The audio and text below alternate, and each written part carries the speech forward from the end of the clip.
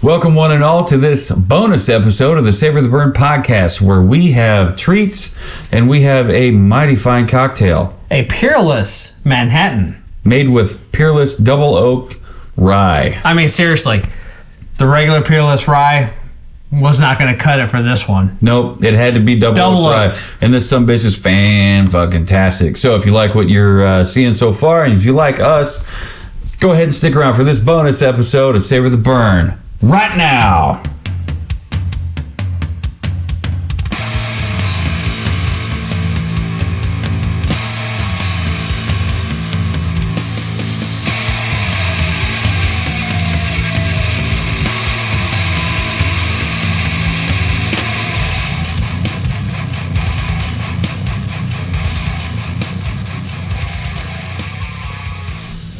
Well, W2, it looks like we got ourselves a fine little selection of tasty treats. Got some cookies, got some fudge, but more importantly, let's talk about this cocktail. It's not just your standard Manhattan. I saw some extra ingredients going in here. So what did you do to put this bad boy together? Your standard traditional Manhattan is a 2-to-1 ratio of two part spirit, 1 part sweet vermouth.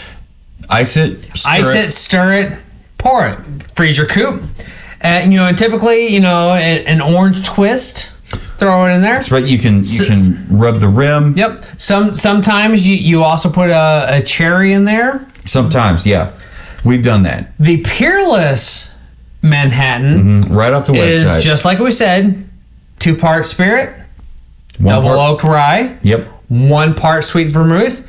But Peerless adds a 1/4 ounce of Benedictine, which is a very floral kind of liqueur kind of. It's very unique. Yeah. And then on top of that, there's Angostura bitters.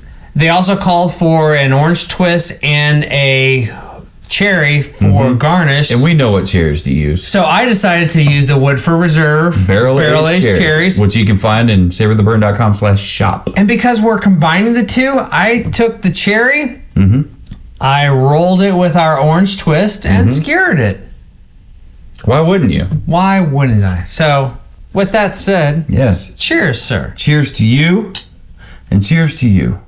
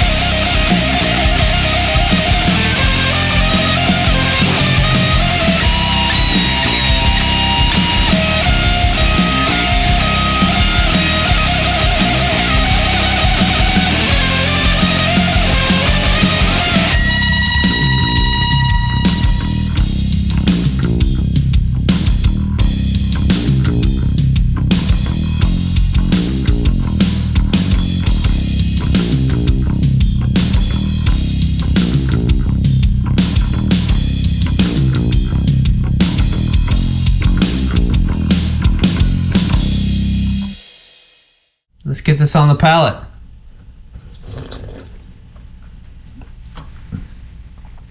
Oh, man. How could you be mad at that? Dude, I'm not mad at that at all. There's nothing. That's incredible.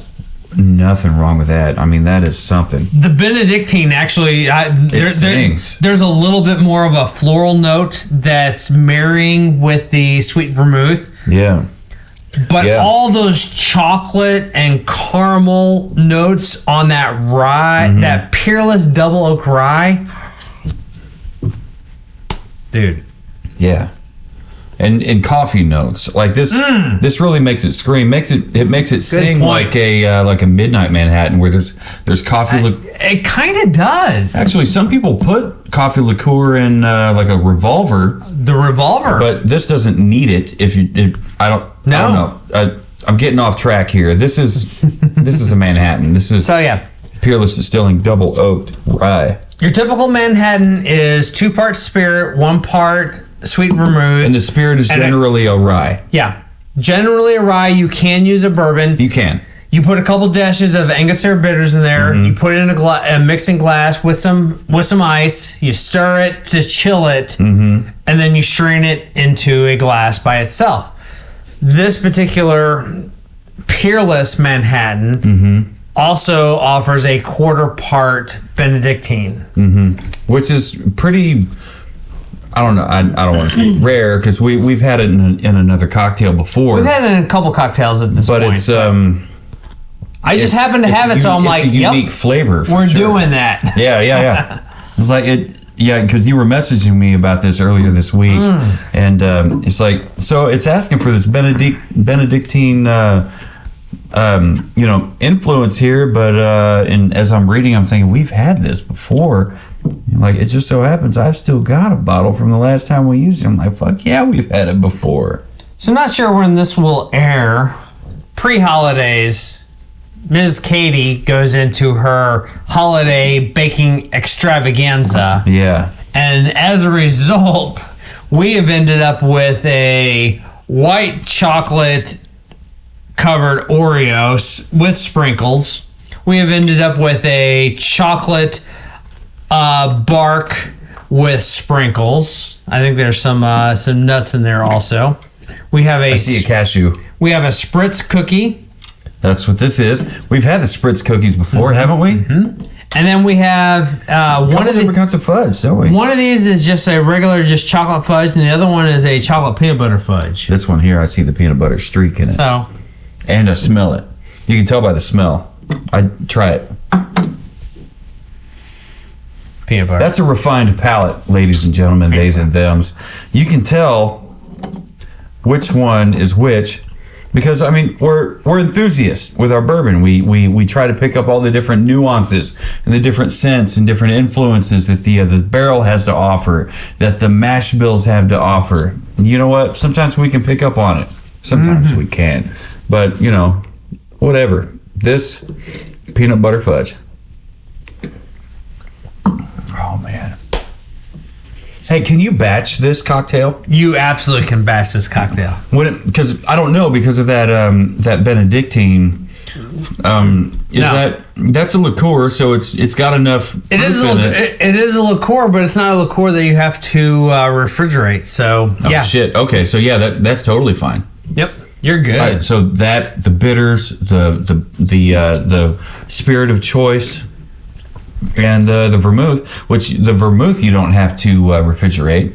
It's fun if you do. Might help it last longer. No.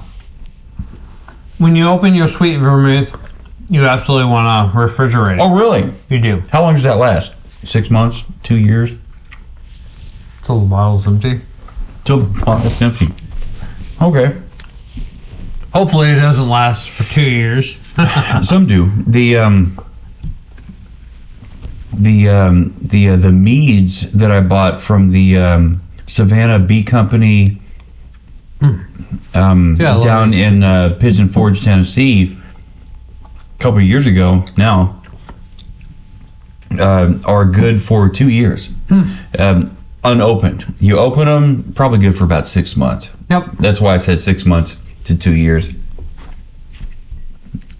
Yeah, but this cocktail, you batch this bad boy up. That's a Friday night.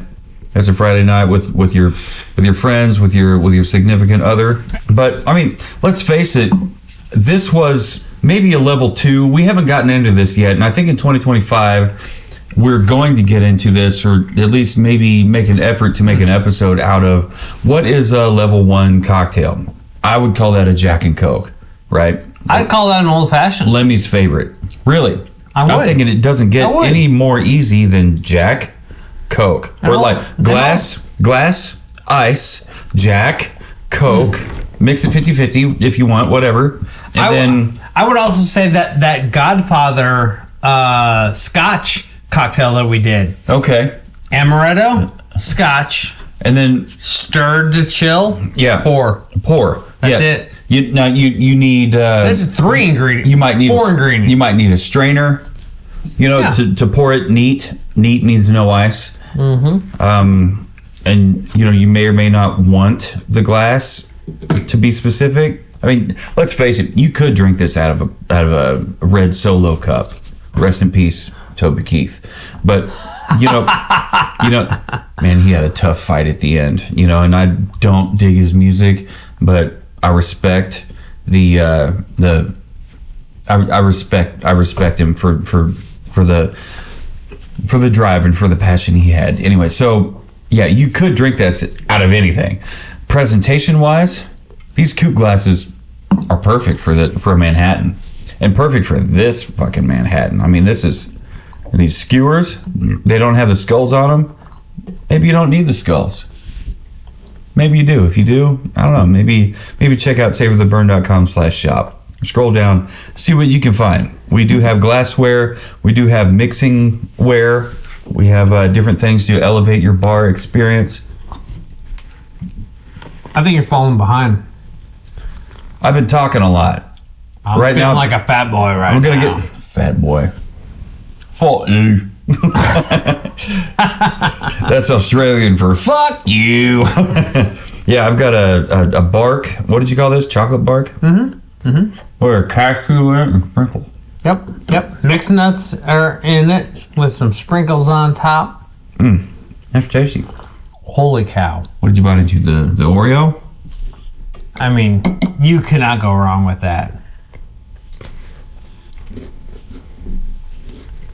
Right? Yeah, the white chocolate is a nice touch. I'm not the biggest fan of Oreos. Like the plain, see here, just the regular, the OG Oreos. Mm-hmm. Not the biggest fan, never have been. You add some white chocolate to it, that's pretty good. There's a... Don't forget the sprinkles. And the sprinkles, yeah.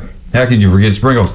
When it comes to peanut butter cups, which is one of my favorite little candies ever, Reese's peanut butter cups. Like in Halloween time, if you remember, they have the little ghost-shaped Reese's, chocolate peanut butter, but they'll also use white chocolate instead of milk chocolate. Mm-hmm. And I kind of like those better. I mean, the milk chocolate marries well with the peanut butter. It's really good. I agree. That's just an inside, baseball nerd note for me. But yeah, these are really good. Thank you, Miss Katie, for everything that you do behind the scenes, helping make sure that the Savor the Burn machine runs smoothly. Hopefully, you're sharing this with your fellow whiskey enthusiasts, whether that be bourbon or Scotch or rye or anything whiskey, moonshine. We haven't touched on moonshine quite yet. I don't think we've talked about it, but we haven't done a review on it. It's gonna happen. And I do have a bottle of Old Forge Distillery moonshine, kettle corn flavored. We don't really fuck with flavored moonshine. I have at home. This is from Old Smoky Distillery. This isn't moonshine. No, it's an actual bourbon that they put out. This is straight Tennessee straight bourbon. We've talked about how Beam Suntory is this umbrella company that does some fully sealed, yeah, that does some Japanese whiskey because Suntory is a Japanese company. But we've also got everything that James Beam Distilling Company does. I think we need to clean. Probably should. Because Jim Beam. But Jim Beam. That's not Creek, that's Booker's. Jim Beam. That's Baker's. That's everything that falls under that umbrella. Little Book. But Bookers. Little Book. Yeah. Baker's. The lineage. Whatever. There was a point I was trying to make. Girl, that's how it fucking happened. Suffice it to say, we haven't really touched on moonshine because generally it's a gimmick whiskey. It's a if it is because I mean you look at Old Smoky. No. Hear me out. Absolutely. Moonshine as a distillate, you have to distill it. Yes. So you went further. But by itself, he said, "Listen." No. He said, "Hear me out," but I keep fucking talking. Please. Unfortunately, a lot of the distilleries that produce moonshine go on the flavors and produce all these flavors. Mm-hmm. The flavors are the gimmicks that you're talking about. That's easy. The moonshine process and distillant that is produced. That's not the gimmick. That's not the gimmick. The gimmick is what it takes to sell it to normal. All the Karen flavors that are produced out of it. You heard it here first. Fucking Karen flavors. Fucking Karen flavors. But if you flavor like kettle corn, I'm here for it because I love kettle corn. That's all I'm saying. But like Whiskey Tribe says, the best whiskey is the whiskey you like to drink the way you like to drink it. Yeah. And your favorite whiskey is... I agree with that. Yeah. If you like to drink this straight, that's drink it straight. If you like to drink what? I don't know. No one can argue with you. Nobody can argue with you because you like what you like. Everybody's palate's different. Like dig what you dig. Dig what you dig. Corey Taylor said it best. Like you like what you like. If you like moonshine, that's cool. If you like it straight, like out of some guy's fucking backyard or out of their back 40, where like the law man doesn't know what the hell they're doing. You ever watch Moonshiners? Where did that bottle come This one came from Old Forge Distillery. So whatever. So like if you like your whiskey in moonshine form or rye form or bourbon form, whether it's a Texas. Still Austin style or Kansas City West Bottoms whiskey or Rieger style, just enjoy it, man. That's really all we could ask for. Dig what you dig. Dig what you dig. Like what more is there to say about that? Yep. Thank you, Miss Katie, for your wonderful, delicious holiday treats that you set aside for us to use here on Savor the Burn. We 100% appreciate that kind of thing. I'm stuttering because 1, whiskey, 2, I have a mental defect. I think it was dropped on my head as a baby. So whatever. So if you like your whiskey in moonshine form, whether it be flavored gimmick style or not, or you like Rye's Double Oaked by Peerless in a super small batch, or maybe you're not a huge fan of whiskey or bourbon or rye or whatever in general, but you do like a cocktail that features one of these things. Hit us up. Let us know what it is that you like at email us at info@savortheburn.com, w2@savortheburn.com, or Joe Nathan at JONATHAN at savortheburn.com. But we also do want to create content that you guys find enjoyable, that you guys find shareable. We're always looking at the analytics, and we have a good time with it. Yeah, we really do. I don't know if I said this before, but if you're watching on YouTube, be sure to hit subscribe and click that bell notification to stay up to date on all things Savor the Burn. And if you want to stay more up to date on Savor the Burn, go to savortheburn.com. Check out our individual profiles. Click that drop-down menu, and you'll be able to see all kinds of stuff. You click About, you'll see our top 5. I think just period, top 5. Go to YouTube and find our old episode, old now anyway, our New Year's Eve episode, top 5 of 2024. We had a great time with that one. Those were amazing. They absolutely were. When it comes to this bottle, the Peerless Double Oak Rye, you gave it at 9.8125. Talk about splitting hairs. And I gave it a 9.5. So as far as 2025 goes, all the whiskeys out there have competition. Yep. And it's a rye. You started off your whiskey journey not a fan of rye.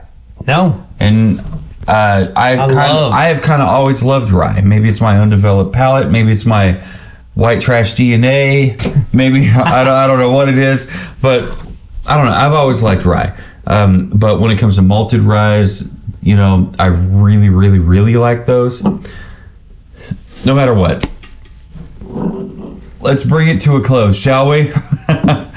No matter who you are, where you are, what you're drinking, and who you're drinking it with, never forget, keep on burning.